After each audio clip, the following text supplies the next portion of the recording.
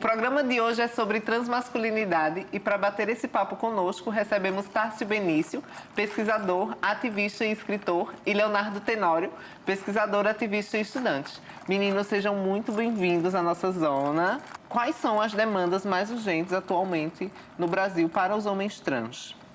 Certo. Benedita, obrigado pelo convite, né, do pessoal da zona.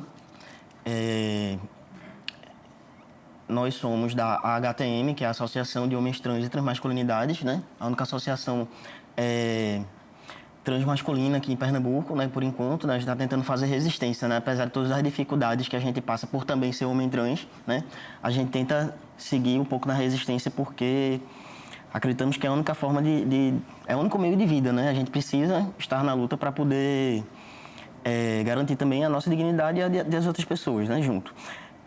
Dos outros homens trans. Em relação às questões que os homens trans estão passando aqui no Brasil, assim, historicamente os homens trans nunca existiram, né? Nunca existiram. Por a gente sempre ser marginalizado e invisibilizado, a gente nunca existiu, a gente nunca teve direito, né? E aí a gente passou por um processo de visibilidade há mais ou menos uns 10 anos, a partir de 2010, mas existiram homens trans aqui no Brasil desde o começo do século XIX, desde o começo do século XX e tal. Mas, atualmente, os grandes problemas sociais que nós passamos é que os homens trans, por questão da transfobia, nós somos extremamente deprimidos, ansiosos, né? E nós temos muita dificuldade de acessar os procedimentos de intervenção corporal, que são tomar testosterona. A gente tem muito mais facilidade de comprar testosterona no tráfico de anabolizantes do que conseguir um atendimento médico com o médico que vai passar a receita de exame, né? Então, assim, a gente tem dificuldade de acessar esses procedimentos para a gente poder fazer a nossa transição de gênero, né? Nosso corpo, processo transexualizador no SUS. A gente tem uma grande quantidade de pessoas que estão desempregadas, assim, o nível de desemprego entre homens trans é tipo acima de 60%, grande parte dos homens trans. A ideação suicida entre os homens trans dependendo da pesquisa, tem acima de 60% dos homens trans já pensaram ou pensam em se suicidar. Acho que uns 40% deles já tentaram, né? Já tiveram alguma tentativa. E assim, a gente tem, no ano passado, em 2017, acho que aqui em Pernambuco teve 4 ou 5 homens trans que tentaram se matar aqui. Esse ano, né, a gente teve um, né? Não sei se teve outros. E é bem interessante quando o Léo pontuou essa questão da ideação suicida, ou então dessa questão do suicídio entre os homens trans, que chega a 60%, porque em geral são pesquisadores acadêmicos que não são trans, que vão fazer.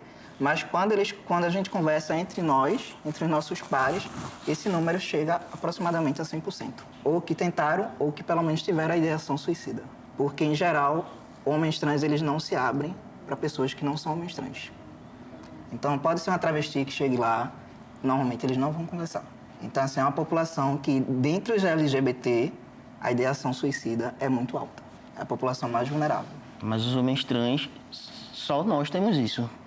Né? Só nós temos isso. Nós não estamos sendo assassinados, nós não temos... Assim, existem assassinatos de homens trans, sim.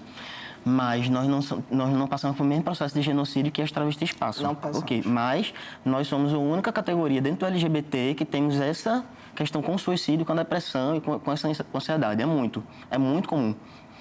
Muito comum. Tanto é que quando a gente está dentro do meio social nosso, quando a gente vê algum homem trans que ele some do Facebook, do WhatsApp, não tem contato mais com amigos e tal, ele está normalmente num processo de ansiedade muito forte ou de depressão, e a gente sabe que ele está com tendência suicida.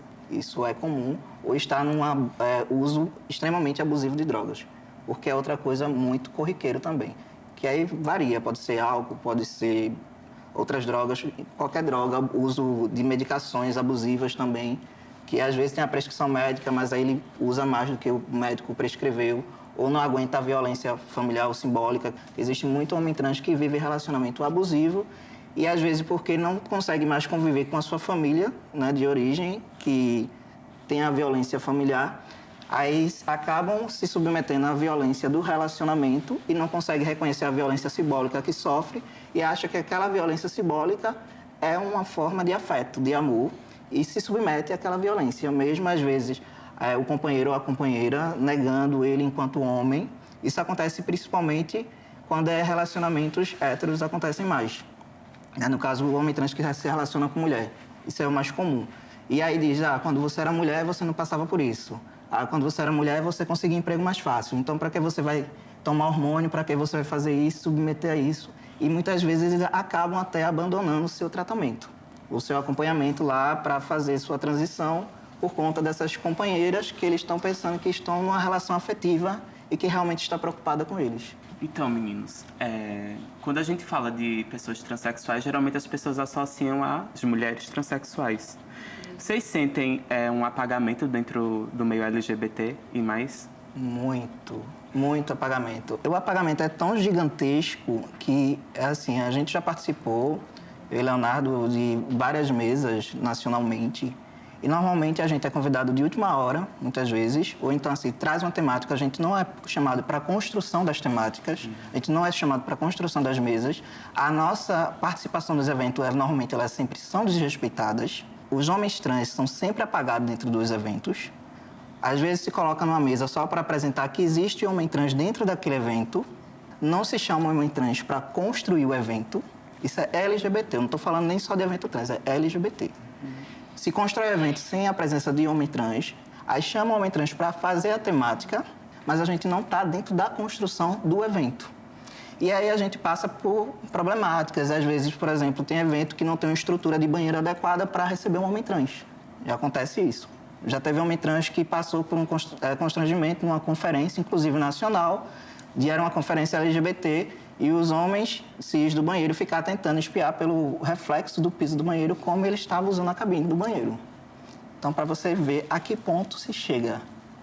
Então, isso é uma coisa que o homem trans ele tem que estar dentro desse processo para que não passe ou não esteja sujeito a essas violações. E aí não se discute as problemáticas dos homens trans. Uma das problemáticas que a gente vive, Eric Diniz começou a levantar a pesquisa, que ele é daqui de Pernambuco, e eu estava fazendo essa pesquisa com ele, e também das minhas audições, né, no Espaço Trans, e viajando e conversando, que é como eu disse, quando a gente conversa muito com nossos pares, tem coisas que eles falam pra gente que aí não vai falar com outras pessoas. E é muito comum, infelizmente, pelo menos 60% da população transmasculina já sofreram algum tipo de violência sexual, em geral sempre por algum conhecido ou parente. E muitos homens trans, às vezes, não querem aparecer ou não querem estar dentro do movimento com medo de sofrer estupro corretivo. Por isso que muitas, às vezes, preferem não aparecer dentro do movimento. Ou não querem, né, como a gente diz, botar a cara no sol. E com essa situação, assim, por exemplo, do processo hormonal, de conquistar uma passabilidade cisgênera, vocês acham que vocês adquirem privilégios, né, que são dados aos homens, privilégios machistas? Quando a gente adquire uma certa, essa certa passabilidade, a gente não sofre certos incômodos na rua, de você passar no ônibus, então assim, a gente não sofre certas piadinhas, não sofre algumas questões, tem essas questões de certas violações do corpo que a gente poderia sofrer se a pessoa não consegue fazer alguma leitura do corpo da gente dessa forma. Então, por exemplo, uma vez eu passei na rua de casa e aí a moça estava esperando um homem passar para poder me sentir segura, porque eu acabei de sofrer uma tentativa de assalto. Aí eu não sabia se ia correr eu ou ela, com a minha altura ali naquele momento. Mas, assim, era a presença masculina que ela ia se sentir segura naquele momento. Então, assim, tem uns certos privilégios. Não há como negar. Agora, como você vai usar ele e como isso também não vai subir a tua cabeça. Porque alguns homens trans, devido a essa fragilidade toda, social, familiar, e dependendo também do caráter dele, às vezes isso pode ser um problema.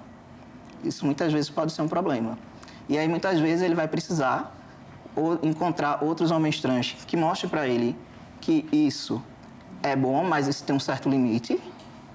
E às vezes isso não vai bastar, às vezes ele vai precisar de um acompanhamento terapêutico para entender e ele não se tornar um opressor por causa desse privilégio. Mas a questão da passabilidade, ela tem seus benesses e tem suas coisas ruins também. Né? Porque, assim, eu não gosto nunca que alguém fique dizendo você tem passabilidade, eu não tenho passabilidade, eu sou trans, ponto. E eu faço sempre questão de afirmar que eu sou trans. Sou trans, sou negro, sou mormon, ponto. E é frágil, né, essa questão. do machismo entre vocês, porque a partir do momento que é descoberta a identidade de vocês, isso cai por terra. A gente consegue ficar, como a gente consegue passar habilidade, porque a testosterona é forte, né? Ela transforma o nosso corpo, e aí quem não sabe fazer a leitura do homem trans, das características comuns da gente, não sabe, acha que a gente é homem cis, né? E aí, o que é que a passabilidade traz pra gente? Beleza, ela traz algumas situações de conforto e de segurança. Mas, por outro lado, a gente sofre violências que são diferentes das que as mulheres trans sofrem, né? Por exemplo, eu acho que as nossas violências elas estão mais voltadas aos espaços domésticos, e das mulheres trans não, estão mais voltadas aos espaços públicos. E vocês, enquanto corpos masculinos que sofrem com esse machismo, vocês acham que o feminismo contempla as pautas de vocês, de alguma maneira? É difícil, né? Porque, assim, eu nunca estive no movimento feminista. Eu conheço as feministas, assim, porque eu conheço pessoalmente e porque eu estive eu vejo muita coisa na internet, tá? A gente acaba absorvendo na cultura, dentro dos movimentos sociais.